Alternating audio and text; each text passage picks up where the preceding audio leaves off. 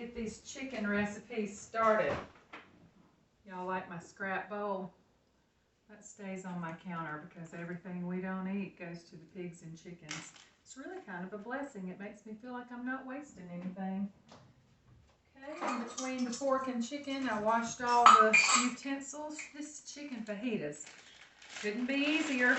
Last night, I cut up my chicken. Now, when you go to a big box store or even Walmart, you're going to get chicken breasts that are enormous.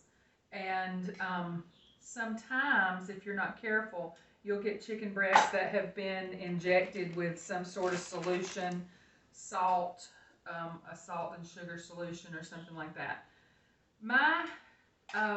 I try to get the ones that are not injected, so I buy mine fresh, not frozen, even though they have probably been previously frozen, and we just don't know anything about that.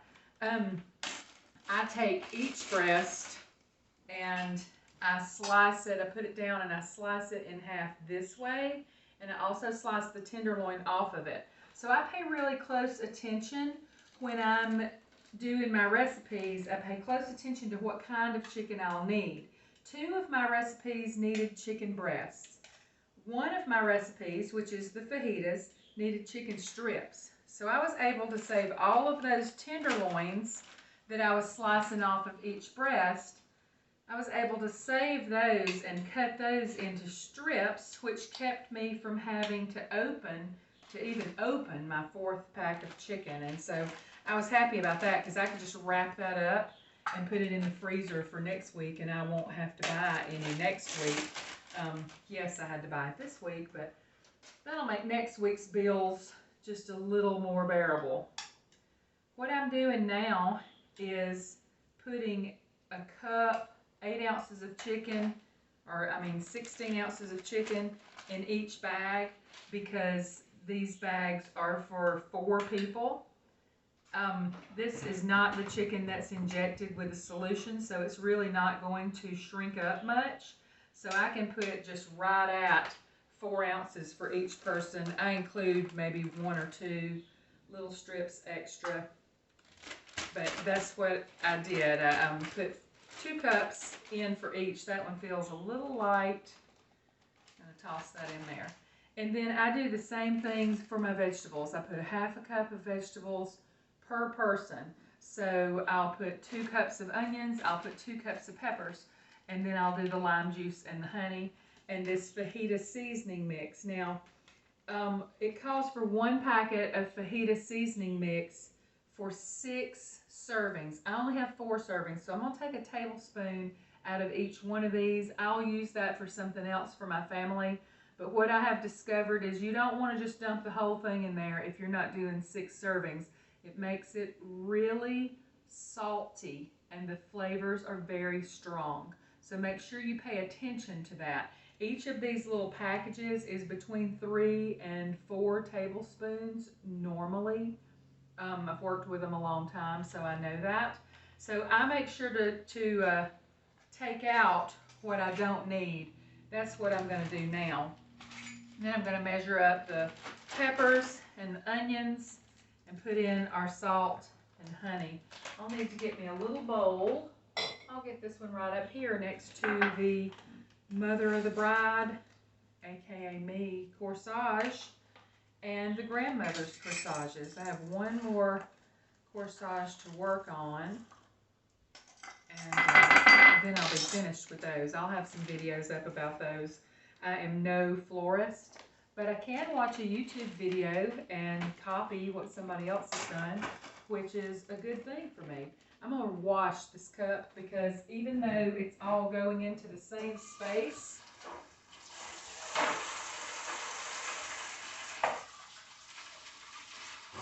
I may not use all of those onions, so I certainly don't want to get contaminated chicken juice inside all my onions.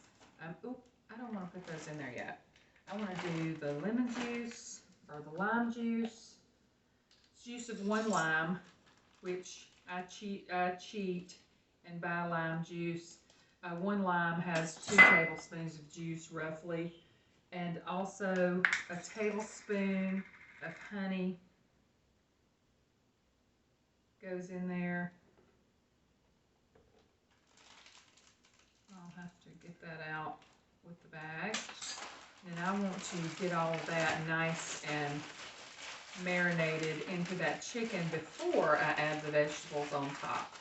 Get every piece coated, that way the whole time that they're either in the refrigerator waiting to be cooked or in the freezer waiting to be cooked, each one of those pieces of chicken can just be bathing in that marinade, which is a great place to be. So finish up with my vegetables. 2 cups of onions that I sliced last night. I highly, highly recommend getting your vegetables sliced the night before. I even went ahead and got my meat done the night before. That way you start with a nice clean kitchen. You don't have to worry about meat contamination, and you don't have to worry about getting out a lot of extra, that looks good, a lot of extra things to process meat and to process vegetables. All of that can just be ready to go. I think I'm going to put a few more peppers in there just because those peppers don't really sit well in a cup measure. And that is chicken fajitas. I noticed I forgot to write the directions on, so I'll have to do that, but so good. Put that down in the crock pot. Position your meat to where it's into the bottom, and that is some good stuff later on. Chicken fajita nachos, chicken fajita burritos, chicken fajita tacos, or just the chicken fajita by itself or on a salad. So good. Next recipe is cranberry chicken. It calls for fresh cranberries. It's not quite time to have all of those in the store yet. So I have a combination of fresh cranberries that I froze and some dried cranberries also. I'm just going to add a little bit of extra liquid into the bag to compensate for that. It also has stuffing with it, which you can't dump the stuffing in ahead of time. You have to dump it in at the end. So sufficient is about the last 10 minutes of cooking time. I have measured out all of my stuffing. I just made a mess with that last bit of stuffing. I've measured out all of my stuffing and I've put it in separate bags. I'll put these separate bags down in the top of each of the cranberry chicken bags so that whoever is cooking it can pull it out and save it until the last 10 minutes of their cooking time for their recipe. Can you imagine stuffing cooking in the crock pot for 3 or 4 hours? It would be disgusting. So I had to open a new bag to get this last stuff out, but no worries because I have to make meatballs today. So instead of buying stuffing mix and breadcrumbs, I'm just going to grind that up in my food processor to make my meatballs. I could have easily bought frozen meatballs, but I don't like frozen meatballs, and I don't want the people that I am servicing to get frozen meatballs. I want them to get good fresh meatballs made from scratch that don't taste like the freezer. So this recipe, cranberry chicken, I'll set these aside for a moment so you don't have to get bored. This was the biggest seller this week. Over chipotle pork roast, over meatball vegetable soup, everything. The cranberry chicken was the big seller, and I think it's probably because we're ready for fall. And it's going to be a really good recipe. For 4 people, of course, I put in 4 chicken breasts. Now this isn't 4 chicken breasts just like they come out of the package at Walmart. Otherwise you would be giving about 12 to 16 ounces of chicken per person, and that would break you for sure. This is after I have sliced them and cut off the tenderloin. They're between 4 and 5 ounces a piece, and they haven't had any solution added to them, so they won't shrink much.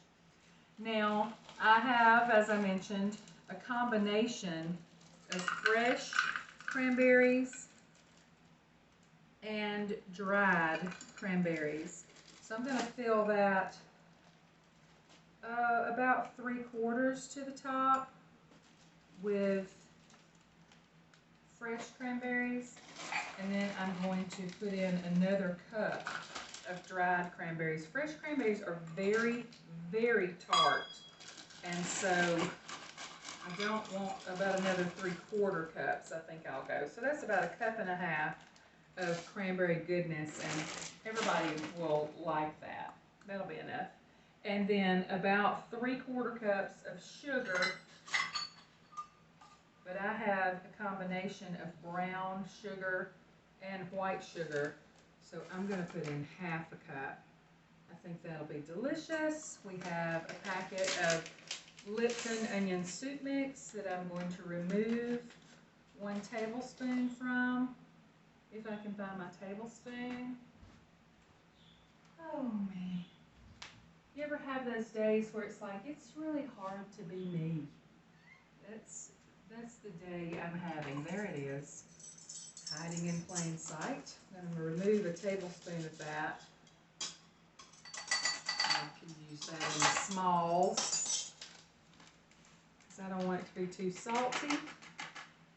Now, 1/4 cup of water, but I'm going to put 1/2 cup of water because I do have those dried cranberries in there, and they are going to soak up some of this moisture.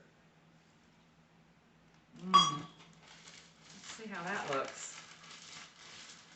Oh yeah, it's already festive. So nice and festive. Look at those cranberries. That's going to smell so good when it is in the crock pot. You're going to come home ready for dinner, and that is going to be ready to go. Lastly, I want to add my stuffing in there. I'm not digging it getting on top of the raw chicken. I think I'm going to put a little foil barrier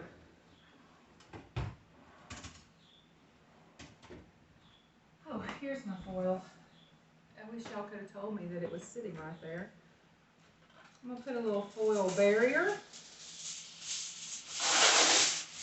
around that packet so that it doesn't sit into that raw chicken. That will make me happier. I think that will make everybody happier. People are so afraid of raw chicken, and they should be. If you don't know how raw chicken is processed in the industry, you might ought to educate yourself. We're working toward growing our own chicken, but until then, this will have to do. So that's the cranberry chicken. Next up is, ginger peach chicken with green beans. Stay tuned. Well, that's a wrap for almost everything. We've got chipotle pork roast and carrots, sweet and spicy pork with butternut squash, chicken fajitas, and cranberry chicken. The last thing on our list is ginger peach chicken with green beans. Gonna get that done, and then we're gonna call this video done.